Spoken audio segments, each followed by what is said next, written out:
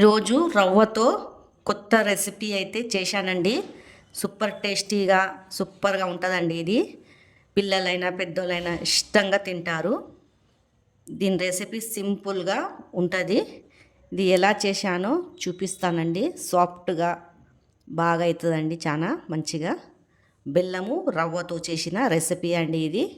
దీని ప్రాసెస్ ఎలా చేస్తానో చూపిస్తానండి, చూసేయండి. ఫుల్ వీడియో అయితే వాచ్ చేసి చూడండి.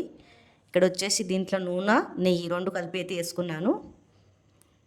మీ దగ్గర ఉట్టి నెయ్యితో చేసుకోవాలంటే నెయ్యితో అయినా చేసుకోవచ్చు, లేకపోతే సన్ఫ్లవర్ ఆయిల్తో అయినా చేసుకోవచ్చు అండి. రెండు కలిపి చేసుకోవాలంటే రెండు కలిపి చేసుకోవచ్చు. ఇలా బ్రౌన్గా అయితే చేసుకోవాలా. రవ్వని బ్రౌన్గా అయితే రావాలండి. బాగా వేపుకోవాలా, కింద మాడకుండా మంచిగా బ్రౌన్గా వేంపాలా.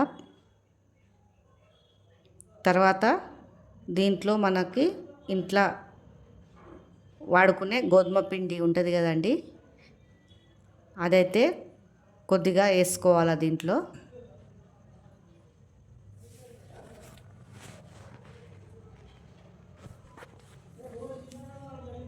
వేసుకొని మాడకుండా బాగా కలుపుకోవాలండి.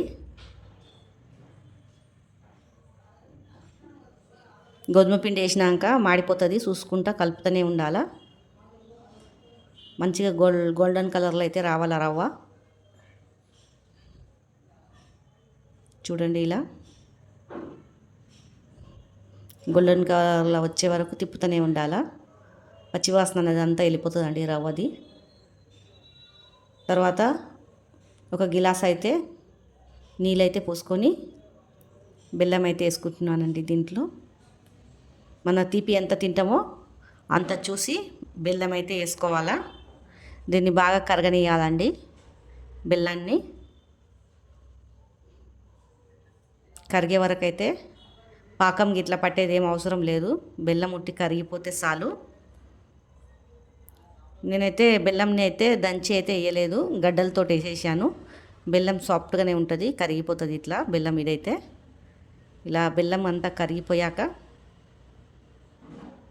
చూడండి, బెల్లం అయితే అంతా కరిగిపోయింది.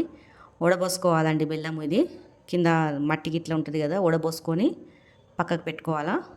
తర్వాత ఇది ఏంపి పెట్టుకున్న రవ్వలో అయితే వేసేసుకోవాలా. చూడండి, బాగా ఉడకపెట్టుకోవాలండి. ఏమి లుండలు కట్టకుండా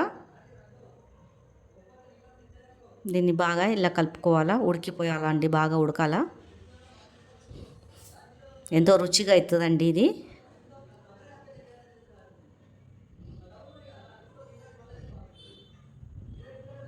చూడండి, తిప్పుతూనే ఉండాలండి. మన చేయితోటే పని. చేయి నొప్పిలేస్తుందంటే కింద మాడిపోతుంది, తిప్పుతూనే ఉండాలా. పైనుంచి అయితే కొంచెం ఇలాచీ అయితే వేసుకోవాలా. సాల్ట్ కూడా వేసుకోవాలా. నేనైతే సాల్ట్ కొంచెం చిటికెడు వేసుకోవాలా, కానీ నేనైతే వేస్తలేనండి. మా ఇంట్లో అయితే పిల్లలు తినరని సాల్ట్ వేస్తలేను. చూడండి, ఇలా అయిపోయాక బాగా ఒక బౌల్లో అయితే తీసేసుకోవాలా. చల్లగా అయిపోయాక మనం ఏ షేప్ అంటే ఆ షేప్ అయితే కట్ చేసుకొని పెట్టుకోవచ్చండి. ఇట్లా బాగా తిప్పుకొని చూడండి, బాగా మెత్తగా అయితే అయిపోయిందండి.